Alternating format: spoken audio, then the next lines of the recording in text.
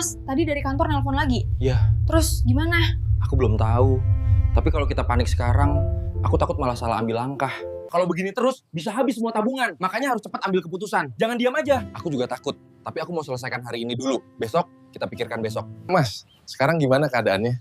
Belum selesai, tapi masih bisa jalan. Aku nggak tahu besok gimana. Tapi hari ini, aku masih di sini.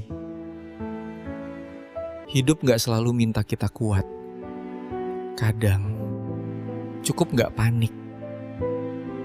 Ada masa dalam hidup di mana yang paling berbahaya bukan masalahnya, tapi reaksi kita terhadapnya. Bukan karena kita lemah, tapi karena panik sering datang lebih cepat daripada pikiran jernih. Malam ini aku ingin berbagi satu kisah sederhana tentang orang biasa, tidak terkenal, tidak viral, tapi ia selamat, bukan karena kuat, melainkan karena ia tidak panik.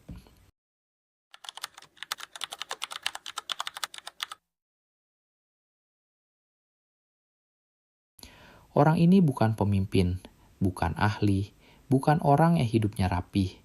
Ia hanya pekerja biasa, bangun pagi, pulang sore, punya tanggungan, punya rasa capek yang jarang diceritakan. Suatu hari hidupnya berubah cepat, pekerjaannya berhenti, tabungan tipis, telepon dari rumah mulai sering. Nada suaranya berubah. Di sekitarnya semua orang bicara cepat, semua orang panik. Semua orang seolah tahu apa yang akan terjadi. Tapi dia tidak ikut teriak, bukan karena tenang sepenuhnya. Ia takut, sangat takut. Namun satu hal yang ia lakukan berbeda. Ia berhenti sebentar. Ia duduk, menarik napas, dan berkata pelan dalam hati, "Kalau aku panik sekarang, aku kehilangan satu-satunya hal yang kupunya, akal sehat." Dia tidak langsung bertindak besar, tidak mengambil keputusan ekstrim, tidak lari kemana-mana. Ia hanya bertanya, apa satu hal kecil yang masih bisa kulakukan hari ini?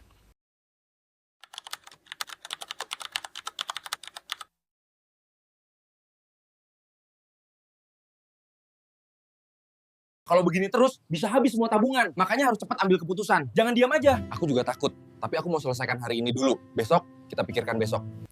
Banyak orang salah paham, mengira orang yang tidak panik itu tidak punya rasa takut. Padahal tidak, dia tetap takut. Tangannya dingin, tidurnya gelisah, pikirannya penuh. Tapi ia tidak membiarkan rasa takut mengemudikan hidupnya. Saat orang lain sibuk memprediksi hal terburuk, dia fokus pada satu hari saja. Hari ini makan apa? Hari ini harus kemana? Hari ini siapa yang bisa dihubungi? Ia membatasi informasi, bukan karena menutup mata, tapi karena tahu tidak semua kabar perlu ditelan. Ia memilih diam ketika semua orang ribut, bukan karena sok bijak, tapi karena sadar, panik itu menular. Dan ketenangan pun sebenarnya juga bisa menular. Pelan-pelan ia mulai bergerak, sedikit, tidak sempurna, tidak heroik, tapi cukup untuk bertahan hari ini.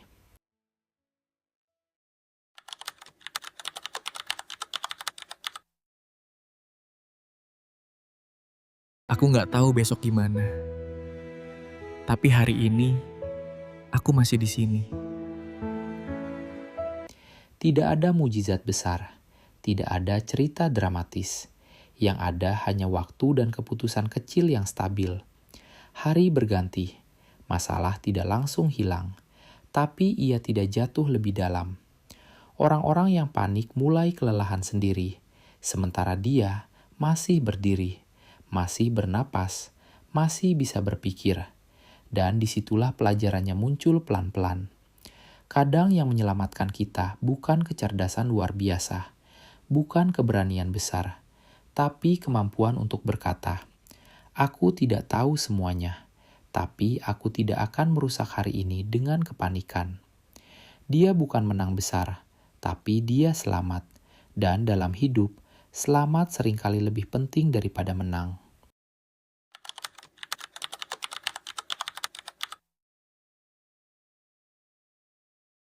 Hidup gak selalu minta kita kuat.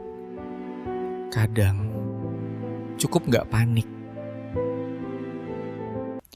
Mungkin kamu yang sedang menonton ini juga sedang berada di fase berat, bingung, takut, merasa tertinggal. Kalau iya, tidak apa-apa. Kamu tidak harus kuat hari ini. Kamu hanya perlu tidak panik. Tidak panik bukan berarti pasrah, tapi memberi ruang agar akal dan hati bisa duduk bersama. Cukup satu langkah kecil hari ini. Tidak perlu rencana 5 tahun, tidak perlu jawaban hidup. Besok bisa dipikirkan besok.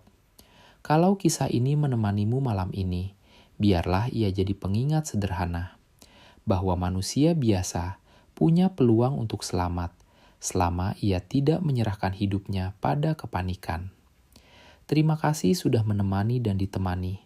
Kalau kamu ingin terus berjalan pelan di tengah zaman yang ribut, kamu boleh tinggal di sini. Wis tobat.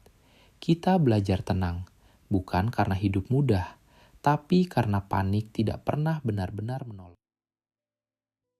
Kalau kamu ingin, kamu boleh menuliskan satu kalimat pendek di kolom komentar. Bukan untuk dilihat orang lain, tapi untuk dirimu sendiri. Dan kalau kamu merasa ruang seperti ini penting, kamu bisa menekan like dan subscribe. Supaya di video berikutnya, kita tidak ketinggalan bekal hidup untuk tetap tenang dan bertahan di zaman yang sering terasa berat.